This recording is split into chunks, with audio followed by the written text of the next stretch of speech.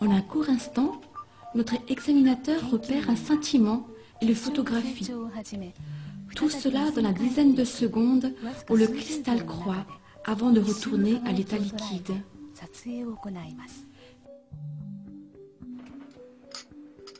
Une vue de côté révèle une protubérance au sommet.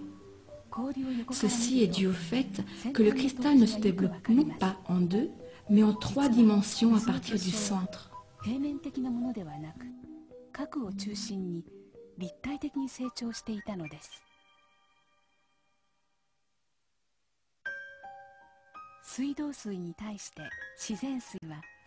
Contrairement à l'eau du robinet, l'eau de source produit une variété de magnifiques structures cristallines, captivantes pour nos yeux.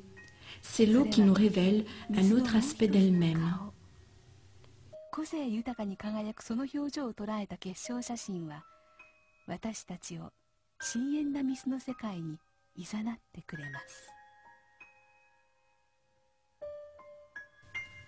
Les photos fixant ce rayonnement unique de l'eau sous sa forme cristalline peuvent nous guider dans son monde ésotérique.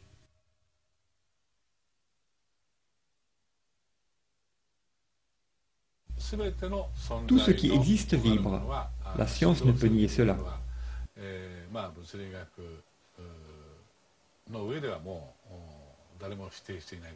Vibration est juste un autre mot pour énergie.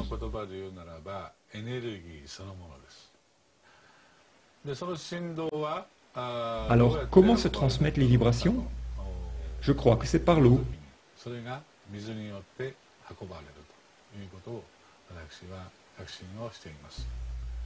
Les cristaux hexagonaux représentent la force de vie de Mère Nature.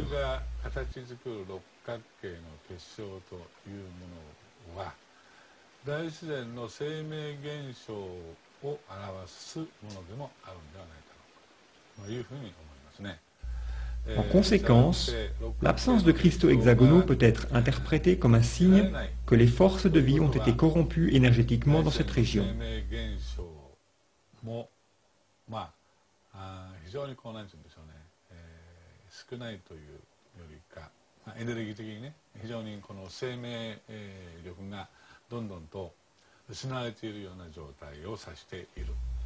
C'est une des choses que nous avons apprises durant les 8 années passées.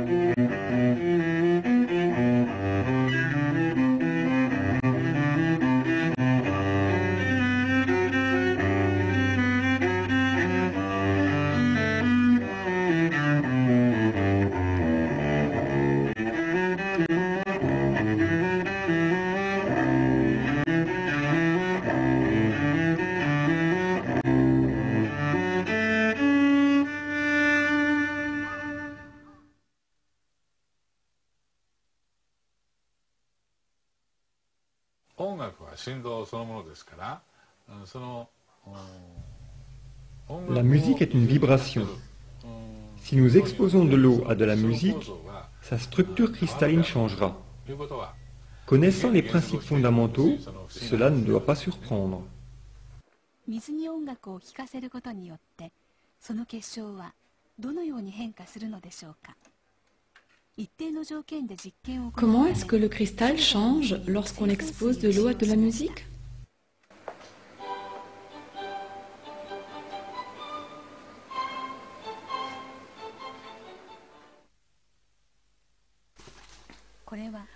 Pour garantir une constance dans les expériences, nous utilisons toujours de l'eau distillée.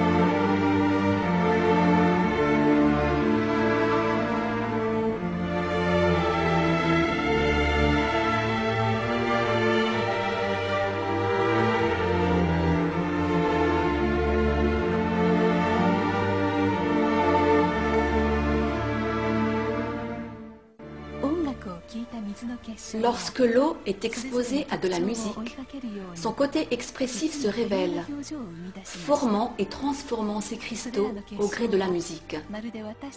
C'est comme si le cristal était le reflet de nos propres émotions.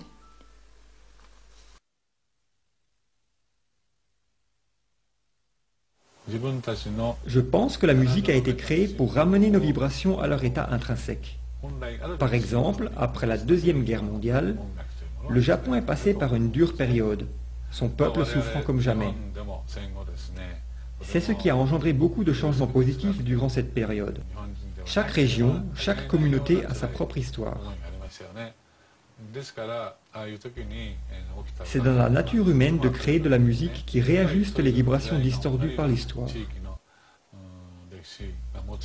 C'est pourquoi j'ai la conviction que la musique est d'abord une forme de thérapie avant d'être... Nombreux ont été guéris et sont mentionnés dans mes livres. Beaucoup demandent encore mon aide actuellement, mais tous ne peuvent pas venir ici. Certains vivent loin, d'autres sont des enfants dans des hôpitaux. C'est alors que j'ai pensé à utiliser des photographies pour extraire de l'information. J'ai demandé à ces patients de m'envoyer leurs photos.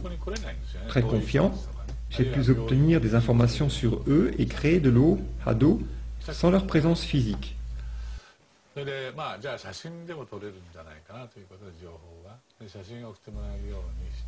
Ceci a aidé à guérir beaucoup de gens. Parfois, pourtant, je ne peux même pas obtenir de photos, comme dans la plupart des cas urgents. Mais je continue à vouloir traiter cet enfant ou cette personne.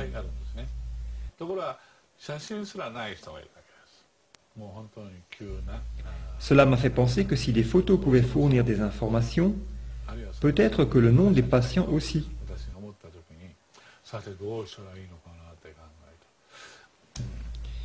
J'ai mesuré l'ADO à partir du nom d'un patient et ai constaté que cela fonctionnait.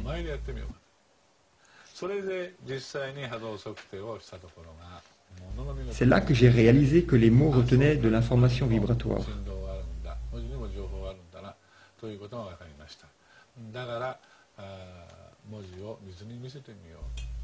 J'ai alors essayé de soumettre l'eau à des mots écrits.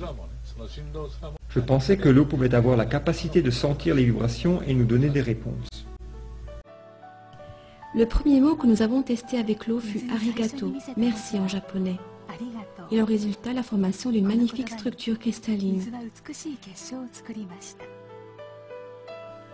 À l'inverse, voici ce qui arrive lorsque l'on expose des mots